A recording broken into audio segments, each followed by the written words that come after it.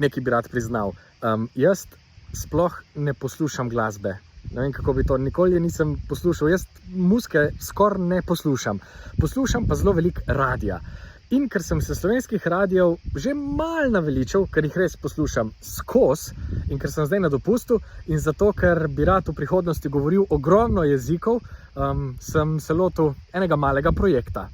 Naredil sem seznam vseh tujih radijskih postaj, ki jih rad in pogosto poslušam, in en spletni vmesnik, preko katerega lahko katerokoli od teh postaj zavrtiš sam z enim klikom. Ne rabiš nobene aplikacije, samo greš na nixkrlec.com/radio in si privoščiš tuje radijske valove iz Londona, Pariza, Monte Carla, New Yorka in Pule. Ja, tudi radio Pula je na mojem seznamu.